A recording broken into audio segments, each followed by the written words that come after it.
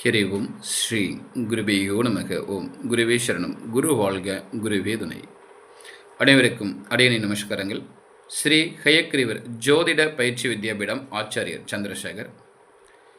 யார் அவருடைய ஜாதகம் வாழ்க்கையில் சிறப்பாக இருக்கும், அடுத்த கட்ட வளர்ச்சிக்கு நோக்கி எளிமையாக பயணிக்க முடியும் அப்படிங்கிற விஷயத்தை பற்றி பார்க்கலாம். அவருடைய ஜாதகத்தில் லக்னாதிபதி அது எந்த கிரகம்னு இருக்கலாம்.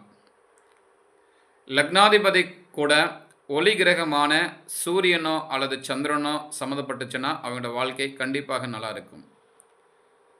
அப்போ ஒளி கிரகம், அதாவது லக்னாதிபதி கூட ஒளி கிரகமான சூரியனோ சந்திரனோ சேரும்போது வாழ்க்கை நன்றாக சொல்லியிருக்கிறோம். அப்போ அந்த கிரகம் இருக்கக்கூடிய வீடானது பார்த்தீங்கன்னா திரிசூனி வீடு இருக்கக்கூடாது, ப்ளஸ்ஸு முடக்கம் சம்மந்தம் இல்லாமல் இருக்கணும், ப்ளஸ் ராக் எது கூட இல்லாமல் இருக்கணும். இப்படி இருந்தால் சிறப்பாக இருக்கும்.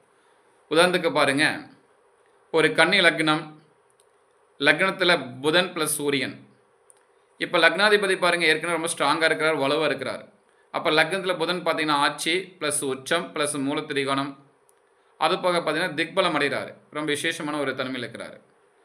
அது போக பார்த்தீங்கன்னா கூட சூரியன் இருக்கிறார். அப்போ லக்னாதிபதி புதன் கூட சூரியன் சம்மந்தப்படுறவங்களை பார்த்தீங்கன்னா வாழ்க்கை பிரகாசமாக இருக்கும்.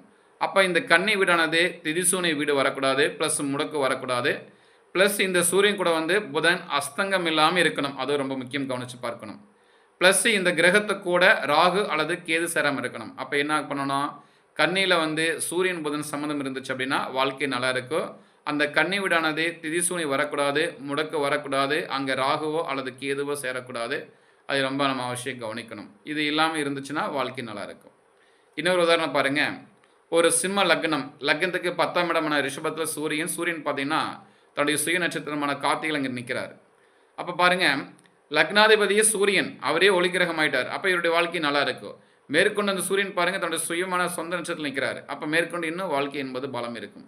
இப்படி இருந்தாலும் அந்த வாழ்க்கை பலமாக இருக்குன்னு எடுத்துக்கலாம். சரிங்களா? இந்த மாதிரி லக்னாதிபதியுடன் பார்த்தீங்கன்னா சூரியனோ அல்லது சந்திரனோ இது போன்ற ஒளிகிரகங்கள் சேரும் பொழுது வாழ்க்கை நல்லா இருக்கும். இது மாதிரி பாதிக்கப்படாமல் இருக்கணும். ராகு எது கூடவோ திரிசூனியமோ முடக்கோ இது மாதிரி பாதிக்கப்படாமல் இருந்துச்சுன்னா கண்டிப்பாக அவங்களோட வாழ்க்கை ஏதாவது ஒரு காலகட்டங்களில் ஒரு அவசியம் ஒரு நல்ல நிலைமையை கடந்து போவாங்க, தவிர எக்காரத்தை கொண்டு பெரிய அளவில் பாதிக்காது. சில சிரமங்கள் வாழ்க்கையில் கடந்து வந்தாலும் கூட ஏதாவது ஒரு காலகட்டங்களில் இவங்களோட வாழ்க்கை என்பது ஒரு நிச்சயம் ஒரு நல்ல நிலைமைக்கு வாழ்ந்துட்டு தான் இந்த ஆத்மா கிளம்ப, தவிர அது வரைக்கும் கிளம்பாது. இவனோட வாழ்க்கை எப்படி போட்டாலும் சில காலங்கள் கழிச்சாவது வாழ்க்கை நன்றாக இருக்கும். அதில் எந்த ஒரு மாற்றமும் இல்லை. மேற்கொண்ட தகவல்களுக்கு 9786199513 ஓம்.